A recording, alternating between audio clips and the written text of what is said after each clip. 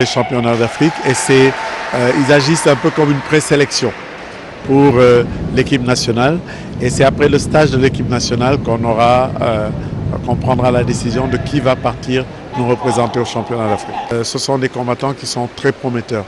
Je crois que s'ils ont un bon encadrement et je n'ai pas de doute que les dirigeants des clubs, les responsables techniques fassent bien le travail. Je pense que dans quelques années, on aura des équipes qui sont très intéressantes. Du côté des combattants, ils se sont bien comportés sur le tatami. Je suis médaillée d'or. Un sentiment de fierté aussi. Le Nichi, c'est une famille aussi, on le dit souvent. Celui qui a gagné ou bien perdu, on est les mêmes. On fait beaucoup de progrès dans le Nambudo parce qu'on voit nettement qu'il y a des améliorations. Déjà au niveau de l'arbitrage et aussi au niveau de la compétition. Parce que déjà on voit qu'il y a beaucoup de clubs qui se sont intéressés dans la compétition et qui ont bien préparé la compétition. Ce qui a fait que c'était une belle compétition. Il y avait l'aspect technique était là et aussi l'aspect convivial était là. C'est seulement le travail qui paye. On a bien préparé la compétition, on est venu. On était une délégation de 5 pratiquants, tous les 5 ont eu une médaille, donc c'est seulement le travail qui paye. L'inspectrice des sports de Thiès, par ailleurs représentante du ministre des Sports, s'est réjouie du bon déroulement de la manifestation. C'est à l'endroit de tous les participants du Nambudo. Ça a été quand même une belle fête très réussie, une très belle participation avec à peu près, je crois, 5 régions et aussi de belles finales. Encore au nom du ministre, je ne peux que les encourager et encore une fois leur dire bonne continuation. Au terme de la compétition qui a regroupé 5 régions, le Nichi Nambudo de Thiès est classé premier avec 32 médailles, dont 12 en or, 9 en argent et 11 en bronze. Il est suivi de l'UGB avec 9 médailles, dont 4 en or, 2 en argent et 3 en bronze. Le club de Passy s'est classé 3e avec 2 médailles. Après avoir raté les derniers championnats du monde, la direction technique du Nambudo ne veut plus sauter une compétition internationale. Et pour ce faire, la direction technique invite l'État et les autorités à mettre les moyens afin que les combattants puissent aller défendre les couleurs du Sénégal au niveau international. Nous l'écoutons. Dans un pays où on a un sport roi, on a 2 sports rois, entre le football et la lutte, il ne reste plus grand-chose pour les autres sports. Mais pourtant, je pense que c'est quelque chose d'important. Parce que dans d'autres disciplines sportives, le Sénégal a des potentialités, ça peut être très important. Et dans le cas particulier des arts martiaux en général, du Nambudo en particulier, je crois qu'il y a une chose supplémentaire qu'on devrait garder à l'esprit, c'est que ce sont des sports d'éducation. On a vraiment besoin d'être aidés. Parce que nous fonctionnons pratiquement entièrement sur notre propre argent, sur des subventions que des membres donnent, etc. Ça peut se faire tant que les ressources sont là. Mais sur le long terme, c'est pas sustainable. On peut pas c'est pas durable. Surtout pour préparer le championnat d'Afrique. L'an dernier, on a raté le championnat du monde. On n'a pas pu y aller. Et on a un membre de notre association Nambudo Sénégal qui faisait ses études à Paris, qui m'a demandé l'autorisation de se présenter au nom du Sénégal là-bas, autorisation qu'on lui a donnée, et sans aucune préparation, il a eu une médaille d'or. Donc on a un champion du monde du Nambudo actuellement. Malheureusement, personne ne le sait. Nous essayons de rencontrer les autorités pour leur expliquer, mais c'est parfois difficile. Donc c'est un appel que je leur lance. Nous sommes prêts à venir leur expliquer. Apparemment, le directeur de la haute compétition va recevoir une délégation la semaine prochaine. Ce serait bien, et que l'on puisse nouer un partenariat sur le long terme. C'est ça que nous demandons et nous sommes prêts à le faire.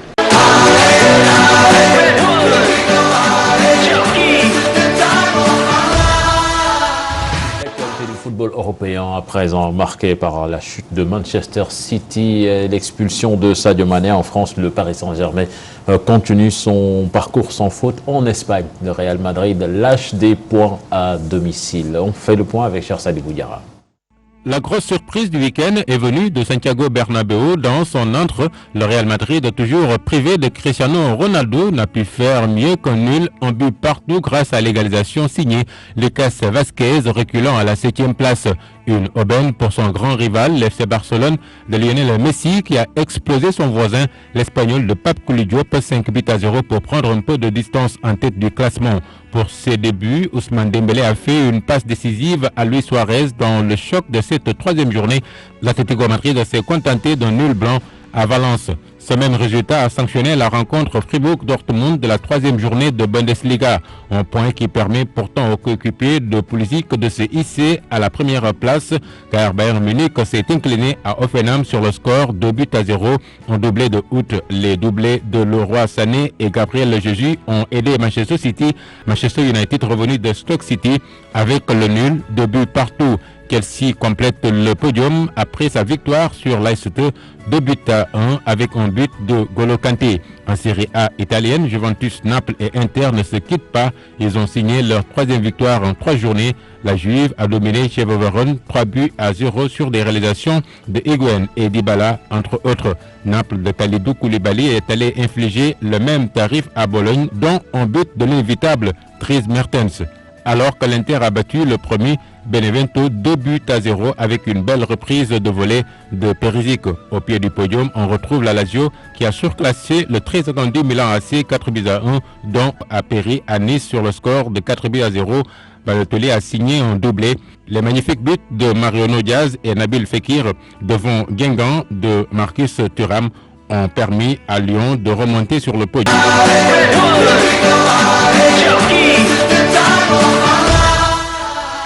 Amadou Ndiaye, bonsoir. Bonsoir Cheikh Tidiane, bonsoir Manal, bonsoir aux téléspectateurs. Amadou Ndiaye qui nous revient de Ouagadougou. Oui, voilà.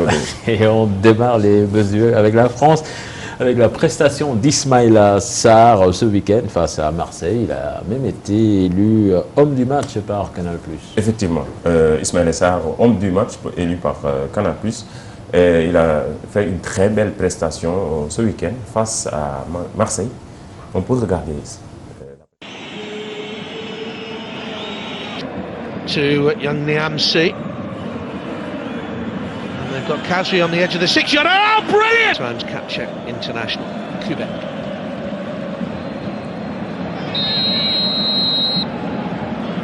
Oh, Sanson's complaining. How can he play? Well, they're not enjoying what they're seeing. And Marseille started the season by winning so many tackles.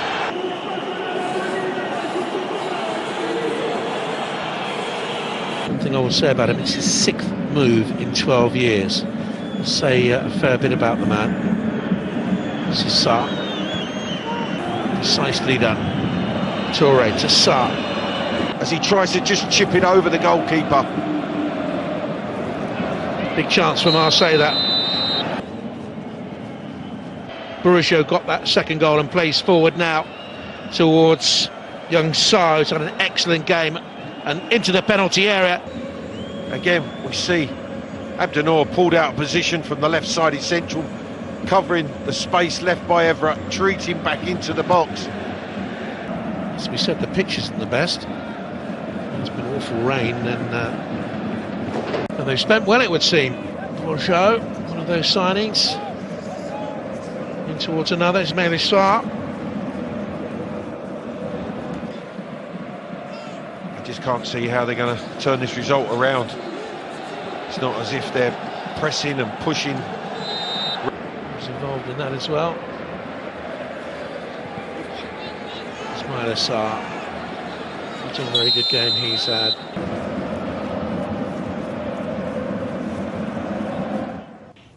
Ismaïla Sarr, une belle prestation. Qui a martyrisé Abdennour en Angleterre. C'est Mambiram qui a subi les foudres de Martial. Effectivement, c'est l'un des pires moments de l'international sénégalais. Mambiram Diouf de Stoke City face à Anthony Martial. C'est un cassage de cheville dans les règles de l'art. On peut regarder. O Hughes ainda pode fazer uma alteração. Grande domínio de Marcial agora. Vai para cima de Biram Diouf. Ui, que grande finta! Atingido e ali tem de cair para criar mais aparato para ter certeza que o árbitro aponta falta. Aqui o Diouf ia fazendo espargado. O Hughes ainda pode fazer uma alteração. Grande domínio de Marcial agora. Vai para cima. Bon, ça décharge. C'est un attaquant qui défend. C'est un attaquant qu'on a fait jouer latéral. C'est pas son poste en fait. Ouais, bon, mais quand même, il a souffert. Hein. Ouais, il a souffert face à Anthony Martial. On va ça en Angleterre avec Benjamin Mendy qui donne des interviews en anglais. Hein. C'est un exercice bien compliqué pour ce jeune Français, Benjamin Mendy, qui vient franchement de l'AS Monaco, qui vient de signer à Manchester City. On va écouter sa réaction juste après la victoire de City face à Liverpool, 5-0. I'm very happy for a start today in the Etihad Stadium. The supporter is fantastic, amazing, the stadium, and with this team in the stadium, I think never can win here. I'm very happy for a start today in the Etihad Stadium. Un vrai boulevarre. Ah oui, champion sur les réseaux sociaux, il explique qu'il avait le même professeur d'anglais que Paganelli. Laurent Paganelli. Paganelli. Ah, d'accord. Il va vite assimiler en Angleterre. Ah oui, bien sûr. Benjamin Mendy. Et puis, on parle des éliminatoires de la Coupe du Monde de 2018. Un commentateur en larmes après le but de la victoire. C'est un Syrie. Oui, effectivement, c'est sûrement un Malal Junior, une version série. C'est la magie, c'est la magie et la beauté du sport. La série qui affrontait l'Iran en éliminatoire du mondial. Les Syriens ont égalisé dans les arrêts de jeu un match nul qui leur permet encore de rêver à la prochaine Coupe du Monde. Et un commentateur comme Malal Junior Diagne, syrien. يعني هل نقول أننا أضعنا الحلم بأيدينا؟ هل أضعنا الحلم بأيدينا؟ كرة يلا يا شباب يا رب يا رب الهدف الثاني تمرير يلا الثاني جول الله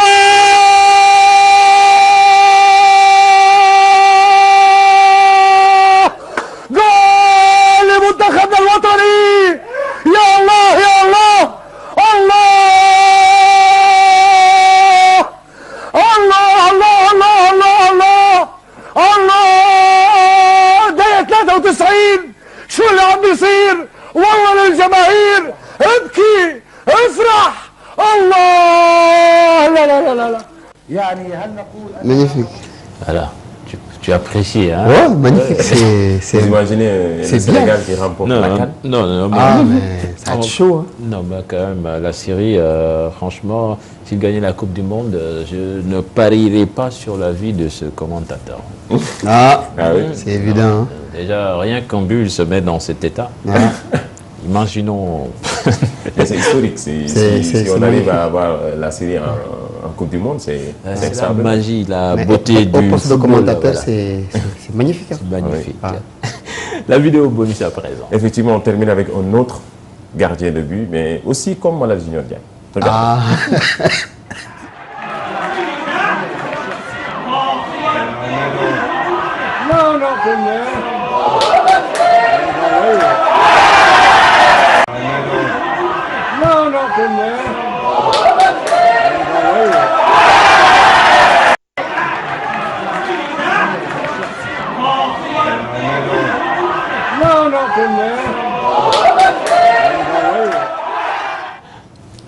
Ça doit être en 4e division anglaise. Oui, c'est les amateurs. 5e. C'est les 5e division anglaise. Ça, c'est Cheikh Tidiane Diagne, ça. Merci Mamadou Ndiaye, merci Malal Junior Diagne, merci à l'équipe technique qui a réalisé cette émission. On se donne rendez-vous lundi prochain pour un nouveau numéro de Sport à la Une, en espérant poser ici le trophée de l'Afro-Basket qui sera remporté par nos Lions. Excellente suite de programme en compagnie de la Télé Futurs Médias.